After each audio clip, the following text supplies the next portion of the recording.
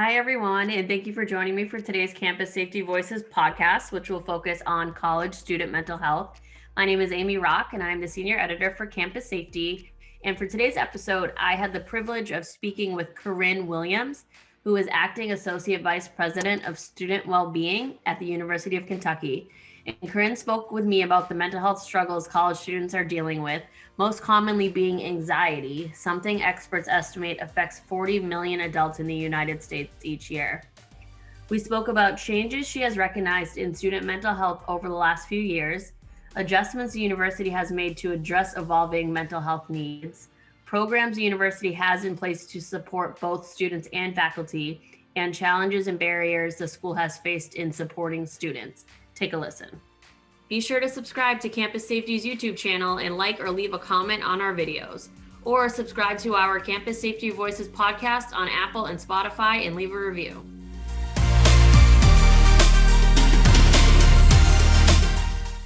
Start off by going who you are, a little bit of your background, and what you do at the University of Kentucky. Yep. So I am Corrine Williams. I am currently our acting associate vice president for student well-being. And I am also going to share that I am faculty in the College of Public Health. I'm an associate professor in the College of Public Health. My area specialty is health behavior, and then within that, women's health, which is part of how I got into this role, and I'm excited to be in this role. In my area within student well-being, there are 5 units that report up to me. They are financial wellness, our student financial wellness center, our violence intervention and prevention center, disability resource center, campus recreation and wellness, and then our UK counseling center all report up to me. In addition to responsibility for those 5 areas, which clearly support student well-being, I have responsibility for looking at our holistic student well-being initiatives and really being the person who should look at and needs to consider what we should be doing to support our students' well-being needs overall. Is there a gap in those services, for example? Are there ways we could do those services better? Okay. And before you joined the school, what type of work were you doing before that? So I've actually been here 14 years. I've spent most of my entire faculty career here. Prior to that, I was an epidemic intelligence service officer with the Centers for Disease Control and Prevention. And then prior to that, I was in grad school.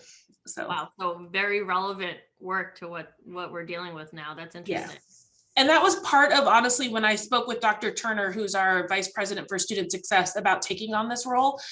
This is a departure. And if you look at my counterparts, not everyone has a faculty member in this role. She was really excited, as were others in the administration, about using some of that public health background to really tackle our well-being needs. I had made the case in just a casual conversation with her that the University of Kentucky really is like a small health department when you look at other places in Kentucky. So could we think about that and how we support our students' needs? We have 32,000 students approximately. Thinking about how we might support them. And I think, honestly, the COVID pandemic really has shined a light on how we can operate as a community and keep each other safe and sort of work in this way. Yeah, absolutely. And obviously the pandemic has shed a lot of light on mental health. And so I think a lot of our readers are aware, but I think some people aren't aware of how prevalent it really is, especially in college students. Like, such a stressful time when you think back to it, just like 18, and it's like, here, go live on your own. Like, you never have. It's pretty wild. But anyways, can you speak to this a bit, and also the changes you noticed in its prevalence as we continue through the pandemic?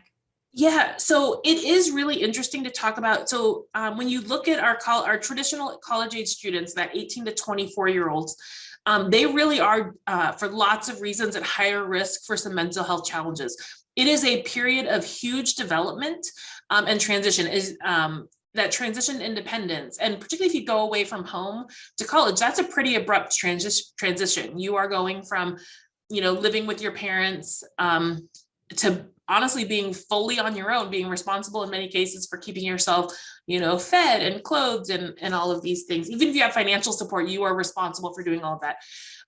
There's also lots of relationships that develop during this time, both friendships and romantic relationships that can lead to stress. And so we do see that a high percentage of our students at some point over their time with us at UK will have, and this is true across all college students, will have some sort of stress, anxiety, depression. Sometimes it's passing symptoms. Other times it really does reach the level where intervention is needed, where you need to talk with professional help. Over the pandemic, what has been really interesting, I've noticed a couple of different things that I think are honestly changing the way we think about mental health in ways that I'm a little excited about in some ways. Number one is we have gone honestly through a collective trauma. And I think that has really allowed people to be more vocal about saying, I'm not okay. And there's been a more collective acknowledgement that none of us are okay. And we're just trying to get through, which lets us be a little more open with other struggles and sort of normalizing that at times we might not be okay. And we might need to reach out to a professional. I spend a lot of time talking with students. It's one of my favorite parts of the job. And one of the things that we talk about is, for years, we've done that, hey, how are you? I'm fine. How are you? Kind of conversation. And I think we all have accepted that that's not necessarily true. And really being able to have more open and honest conversations about that, either related to COVID or not, related to, for example, academic performance, any of those things. The other thing, and this is something that we have been dealing with, is that when we talk about that transition to independence, what's been really interesting with our past two cohorts of admitted students is they went from a period of being home with their families, sometimes for very extended periods of time. And some of that beginning to transition to independence that might have happened in those last couple of years of high school.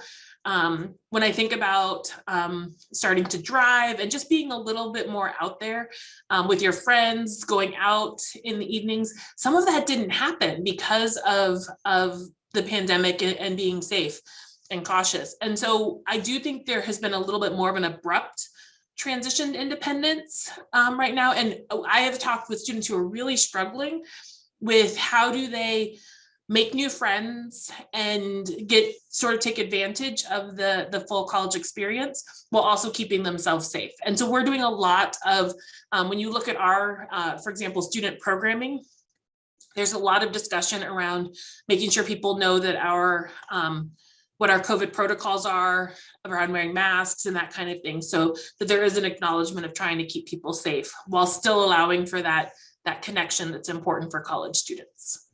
Right. I never even thought about it as like the independence that you learn in your last couple of years of high school. Because, for instance, once you learn how to drive, then you're responsible for getting your butt out of the house to go to school, to be there on time. And kids weren't having to go to school. So it's things like that. And I think then becoming more reliant on whatever adults are in the home that you live in. And then, yeah, that's so interesting. I never thought about it that way. And thinking about time, honestly, that time to walk to class, like you have to plan for these things. And when you're building out your schedule and thinking about your day, some of it are these very basic things that students in the past year haven't had to, because they're at home, they roll out of bed, class is right there. And so it's been really interesting to have students think through what they need to do on a daily basis. Yeah, even for me as someone who works from home most of the time, especially now because I have two little kids. So thankfully work has been flexible with it. It's some days, like you said, you roll out of bed. If my kids sleep late and I'm like, my alarm doesn't go off or whatever, roll out of bed and you just feel, I don't know, you just feel kind of blah if you don't get your shower or, you know what I mean? And so it just like really does make a big difference, having somewhere to go, or like at least having a plan in place for, having a routine for if you are at home, but you can't expect, a 15, 16, 17-year-old to try and figure that out. Yep. And I've talked with even our grad students who are, 23, 24 about, even if you're working at home, doing learning from home, you need to get up, you need to take a shower, you need to follow whatever that routine is and try to find a different spot. Can you put your desk a little bit away from your bed? Just some of those little things that can really help us to improve our mood. When you are literally in the same, 12 by 12 space all the time, it can be really hard. So I've noticed a lot of our students over the course, for example, invested in like a screen just to create that illusion of an extra space. And it's really to help support their mental well-being. And for those of us who work at home, I think, and I will say I did not, I worked at home for a fair bit, but not, I still came into campus quite regularly, to be honest. I have an individual office, I could do so safely. But it was important to leave the house and to think about what you did to support your own mental well-being. Yeah, absolutely. As we went through this, yeah. And now, so obviously people handle mental health concerns or issues differently. It presents itself differently in the person, depending on just who they are, or, you know, the severity of it or the type of issue they're dealing with. So have mental health issues among students, have you been noticing if they've been presenting themselves or like manifesting differently since the pandemic? So we have noticed in general, a little bit of an uptick in what I think of as this low-level anxiety, where people are struggling to name what the problem is, and trying to then encourage them at that point to seek help. The other thing that we have used in messaging with our students, and we actually did a pilot of a wellness review last spring, we were focused on change, that it doesn't matter necessarily looking for specific symptoms. Are you different in some way than you were before? Are you sleeping different? Are you not eating the same ways? Can you point to some physical or other changes that don't seem normal for you? And that was really what we tried to get people to cue in on, because how one person responds may be very different. So some people might get to a very almost hyper manic, very happy place. And so outward facing, that seems fine, right? They're smiling, they're joking, etc. I'm going to tell you, I am not that person. So if you ever see me in that hypermanic place, that's a problem. And you should be really concerned about me. Something is going on with me. So we really tried to get people to cue in on and look for, are your friends changing in some way that is unexplained? Are they acting differently than they act? And really trying to have that be our focus, because it's really hard to say right now how any one person is going to react. The example I've also given to students is our coping strategies. If you notice your coping strategies not working anymore. So for example, or you're not taking advantage of your coping strategies. One of my coping strategies is going for walks outside and not listening to music. Like I truly have to be outside, just cued into nature. And that is for me how I reset and how I deal with stress. I find when I stop taking that walk, there's a problem, and I have to take a minute, investigate what's going on with that, because that for me is a big sign that something is going sideways. And at that point, I need to reach out for help. And I think helping students to understand some of those things has been, I think, really important. It's not so much the absolute symptom. It's not always going to look like crying. It's not always going to look like a panic attack. It's going to look different for different people right now. Yeah, and I think it's helpful. What we're going through is so terrible with the pandemic, and I think you sometimes want to look at the positive of it, in that like these discussions are happening and it's going to be more normalized, and hopefully, you know, in the next couple of years, mental health will just be even more talked about than it is now. So you just want to like be very hopeful that with something so terrible, something very great could come out of it. That is my hope, that we really do keep these conversations going around mental health, that we have for the longest time, if you got into a car accident, you would not hesitate to go to the ER, right? You recognize that you need help, that you cannot take care of yourself. I'm hopeful that we are able to have similar conversations now about mental health, about that in some situations you cannot, for example, tough it out or wait it out. It is, I say all the time to my students, I had a student who was diagnosed with a mental illness during all of this. And I was like, it is literally your brain chemistry. You are not going to wait that out. If your brain chemistry is not operating as it should to keep you at a normal, healthy spot, that is, you're not going to be able to solve that without some sort of intervention. Right. And that intervention is different for everyone. For someone, it could just be going to a therapy session once a week. For someone else, it could mean medication to help with, whatever sort of imbalance there is. Yep. And I think we do still have a stigma against particularly prescription medication for mental illnesses, because there's an idea of you're going to be dependent on it for the rest of your life, or, you should be able to figure out a different way. And I think that's not always, that's truly not always true.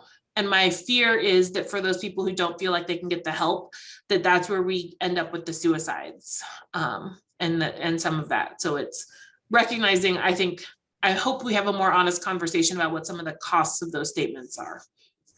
Now, I know obviously we know that the statistics have shown that with the pandemic, mental health concerns have skyrocketed. So it's kind of hard to, are you guys finding that more students are coming to you with issues, and maybe it's because of an increase in, mental health issues, or it's just that people are more open to talking about it? Do you can you tell the difference, or? It's really interesting. Our numbers are going up a little bit, but not as much as you would expect them to, given some of the other data. What is true in our counseling center is, in particular, I'll focus there on a moment, is that the level of severity has gone up. So that people are coming in with many more severe symptoms than previously they would have. And I think that's leading to some different conversations about how we identify early those challenges. And I do think it's an element of people expecting it'll get better, and then realizing that it's not getting better, but those symptoms at that point are pretty far ahead. The other place where we have seen a dramatic increase in numbers, and we just looked at this data on Friday, so I should be able to quote you, and I will not be able to, but our Disability Resource Center has seen a dramatic increase in the number of students they are serving, and almost all of that increase is driven by diagnoses for mental illness that is leading to significant dysfunction and disability, which it's just been really interesting as they work with those students to ensure they have the appropriate academic accommodations to help them be successful in their coursework. And it sounds like at the beginning, when we were chatting, you were kind of breaking down your department and how it's broken down into, financial stress could mess with your mental health. And so it sounds like you guys have it pretty well broken up, but how different do supports within the school look since the pandemic? Were there any major overhauls or changes made to address the influx? So UK was, partly because we tend to honestly try to be a little bit innovative. UK was a little bit on the leading edge of this. So we had invested, we had a mental health task force that had met starting in, I want to say 2018, 2019. That their report came out during this, but as part of that, we had already invested in a couple of resources. For example, we had added, based on the review, 2 new staff to the Disability Resource Center.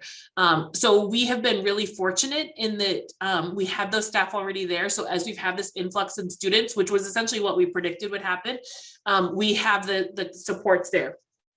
We are right now in the process of really reimagining some of our mental health services. We're going to be bringing a new unit online, ideally for the fall 2020 semester, which we're excited about. It's a little bit of just refocusing our efforts and reframing how we are identifying students in need. One of the things that we do have is we have a lot of great resources here. And I think this is something that I want to say we are privileged as a campus for, and not everyone does. But when you have so many resources, it is really important to make sure we are, I want to say, triangulating across those resources so we know which students are presenting where and how are we serving them, and to ensure that students have easy access to our resources. And one piece of feedback that we had received was that it's sometimes hard to know, particularly for faculty and staff, where to send a student. And so depending on their issue, and so we're trying to create essentially a one-stop, that if you have a student who has a well-being need, this will be where you send them, just to try to make it a little bit easier. What's happens right now is we are, and this is we're ensuring that no students fall through the cracks, but that means we might send referrals to 3 or 4 offices. And then all of them might try to reach out to a student, which can be overwhelming for a student who's having a challenge. So we're trying to be a little more streamlined with that. I think that is one piece of feedback that we're from students, is really trying to think about how we, the students know we want to support them and know that we care about them, but that can sometimes be overwhelming. So how do we scale that back while still ensuring, they get all of the services they need? Right. And now, has the school implemented programs for staff to recognize trauma or mental health struggles among their students? Yeah, so so my area is student well-being. So I only work with faculty and staff in that way of helping them to support students. So we have a couple of initiatives, and this is honestly coming out of funding that was provided by our Kentucky Council on Post-Secondary Education, which helps to coordinate across all of the institutions of higher education. So we have right now 2 things that we have brought online. One we're still in the process of, but it's launching in the next couple of weeks. We have increased our mental health first aid trainings, which is a full day 8-hour training for faculty and staff to identify signs and symptoms and be able to have the conversation with students, to really, when they are in the classroom, be able to identify that a student is struggling and how we can do something in that moment.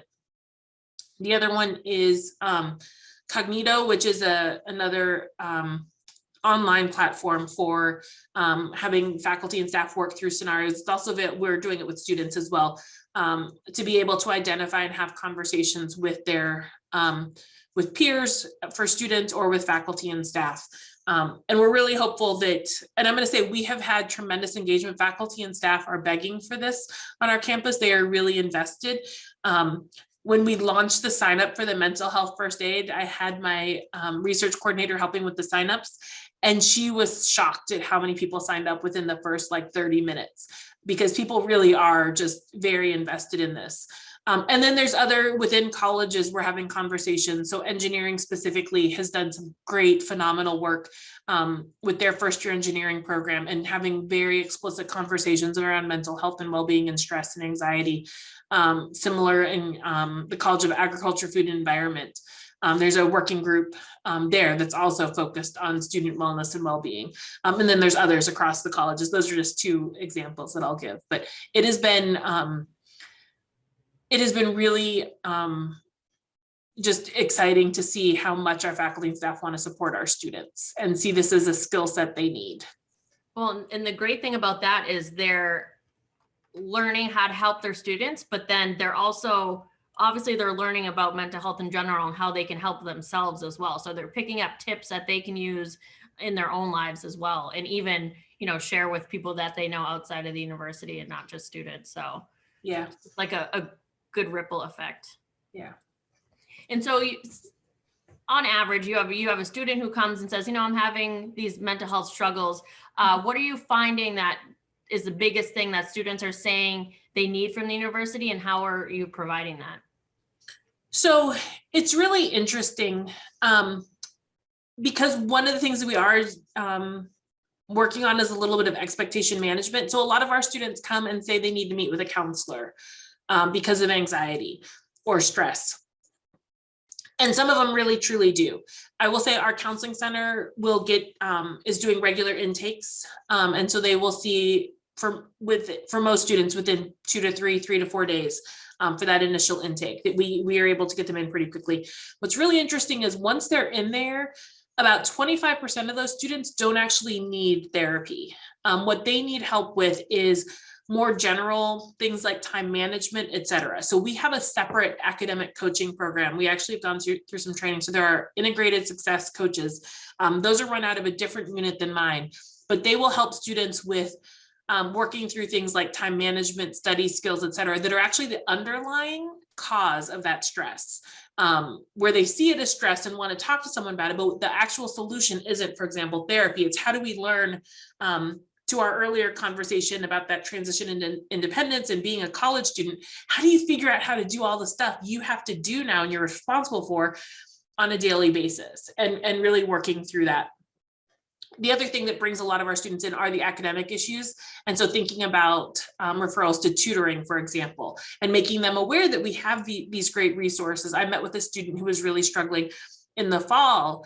And I was like, do you know we have this? And she's like, well, yeah, I know it in theory. It's like, okay, so tell me your class schedule. And I quite literally pulled up her class schedule. I pulled up the tutoring schedule. I was like, okay, so you're in these 3 classes that we have set tutoring sessions for. Here's the days and times you can go. Which one is closest? And she's like, I didn't realize that was one happened to be like the next building over the next night. And I was like, okay, so you need to go there.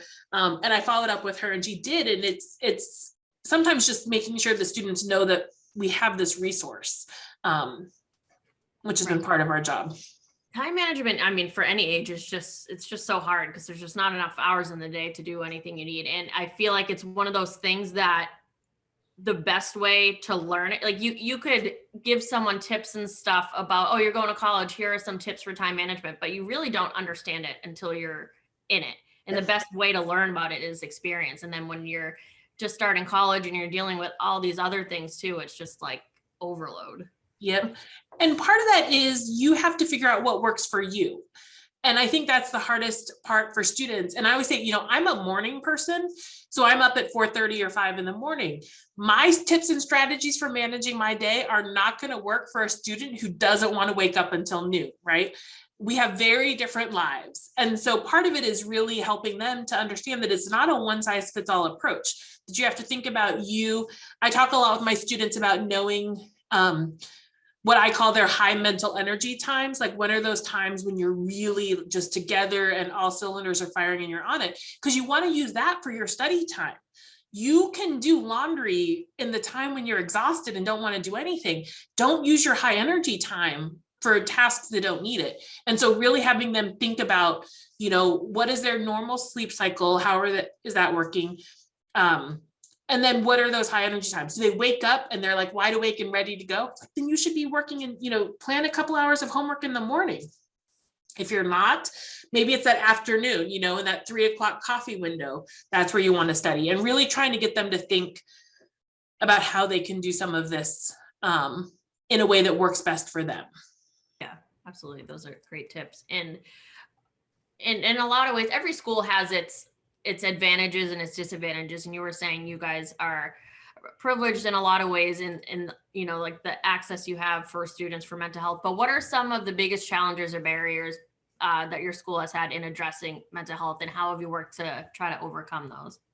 So, and you'll hear this from a lot of college campuses, I think we still have a rumor out there that the counseling center is busy, that you're going to get waitlisted.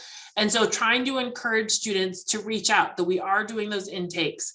I think that's been one of our biggest barriers. And I get calls about once or twice a week from different people on this campus saying a student wants therapy and can't get in. I'm like, okay, well, let's talk about what can't get in means, and really trying to say, they didn't call.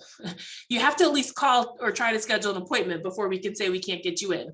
And I think that's been I get a lot of calls from parents about that. So making sure that students know the resources are available, first of all, because I think that's a barrier once a student has identified they need help. I think our second big barrier is having students recognize when they need help. And I think a lot of our students are still in the place of, they know that they're not at their best. They know something has changed. They think it's going to get better, and they think they just need to wait a little bit longer.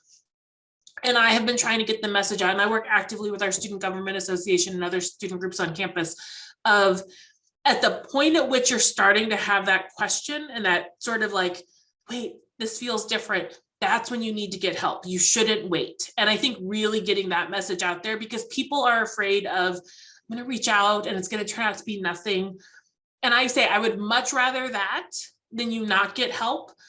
And then suddenly it's too late and you've been miserable for weeks, and we could have done something earlier to help you. And like you said, it might not be as like a crisis or something as someone is thinking, but like a professional can tell you, like you said, it could be something more minor, like time management, things like that. So you just gotta put yourself out there, and it's hard to be vulnerable like that. But I'm hoping that just like as a generation, it's getting better. I mean, you think of therapy now and how open so many people are talking about going to therapy. Like, I don't think I know anyone over 40 who has, regularly gone to therapy, and hopefully it just becomes just a more open topic. One of the things that I have been emphasizing on our campus to try to address that secondary in particular is our counseling center offers a Let's Talk series, which is the counselor, and they're both in person and virtual. It's a 2 to 3 hour block, and there's one normally every afternoon where students can drop in. It is still confidential. You do not have to have an appointment, and it's just a quick 5 to 10 minute conversation or whatever you might need, no more than about 10 to 15 minutes, where they can do a quick assessment of, hey, what's your problem? Talk to me about what's going on. Let me give you some quick direction. And I found that students really appreciate that, because it reduces that fear of, I'm going to make a whole appointment, I'm going to spend an hour, I'm going to take an hour of this person's time, and they're going to tell me I'm fine. And it was not a big deal. And that quick, just drop in, quick conversation seems to really appeal to our students. Definitely. I'm so far removed from colleges at this point that I wonder if, freshman year, there are certain courses that you're required to take. I wonder if more colleges are making it a requirement to take any sort of mental health course. So do you know if that's a thing places? So not really on a specific course on mental health. A lot of colleges do have some sort of first year seminar. Some it's required, some it's not. For example, ours is not required, but about 60% of our students take, maybe even slightly higher than that, take it. So we do infuse some mental health content in there because we know that we're reaching a large percentage of our students through that's that. A pretty high percentage. I thought you were going to say lower than that. That's great. Obviously you want it to be more, but that's a good place to start. Did you, when COVID first hit, did you guys go full remote at any point, or were you still like hybrid? So when COVID first hit in March of 2020, we went full remote. And so our plan was, as many other colleges, was to go. It happened to coincide with our spring break. So in the March 13th, when the national emergency was declared, our spring break was literally like we had dismissed students for that week. So we did. And then so during spring break, we announced that we were going to go remote the first 2 weeks post, and then quickly realized we're going to be remote the rest of the semester. So we did have to give students an opportunity to come back and, for example, get their belongings, because some of them had left for spring break planning on being back in a week. When I asked that, because I want to know now that you're back to in person, and it's a little bit different, I guess, in a college setting than in a K through 12 school, but how much of a difference have you seen a return to in-person learning has made on student mental health? So this has been a really interesting topic to watch unfold on this campus, and it has honestly made a huge difference. There's something about the normalcy of walking, even though we're still masked indoors and all of that, the normalcy of walking to class, of honestly getting out of your room, of having some of that engagement in the classroom has really made a difference. And our students, when you look at places where they are offering both, because we are still offering a lot of our services as hybrid. For example, tutoring, when they're offering that both in person and virtually, our students far prefer the in-person option. And that is overwhelmed in terms of I think it's 80% of our students are attending tutoring in person. So we have heard, and we went back in person to some degree in fall of 2020. So we did have a fair number of online classes, but did have, and I will say, just as an example, I taught in person in fall of 2020. And a lot of us did. Some of the larger classes did stay virtual just because of classroom limitation with the social distancing guidelines. We literally did not have enough physical space for all of those classes, but it really has made a tremendous improvement. And our students are appreciative, I think, of that. Yeah, that's awesome. I can't even imagine the first, semester or 2 semesters of college, it being the way it was for so many of these kids. I think of my neighbor, actually, so in 2020, one was a junior in high school, and then one was going to be a freshman in college. And I was just like, oh, I just feel so bad, because those are just such crucial times. Yeah. So, but I'm glad that it seems, knock on wood, it's starting to get back to people having the experiences that they should at the time that they're supposed to. So Yep. And it's still not perfect, and we're still working on, students. We have gotten much better at UK at being able to identify, for example, students who have all online schedules, and are there ways of getting them into an in-person class if that's what they choose. It's been helpful. It's students who don't have the choice, like whether they're immunocompromised, that you really just feel so terrible for, that hopefully sooner rather than later they can feel comfortable going back to campus and being around people. So I almost just said that has been one that's been really, because I have the Disability Resource Center reports up to me. We have a lot of conversations around the various accommodations. And one of the things that has been nice is we do have, we are able to accommodate more of our students with less invasive accommodations than maybe they would have had in the past, even pre-pandemic. If someone is severely immune compromised, being around a lot of people during flu season is perhaps not the best, right? And so there were different arrangements they would make to allow them to still be in the classroom, but having the online access, I think, has been helpful in some ways for our students. So it's going to be interesting to see how that continues to play out with offering online courses.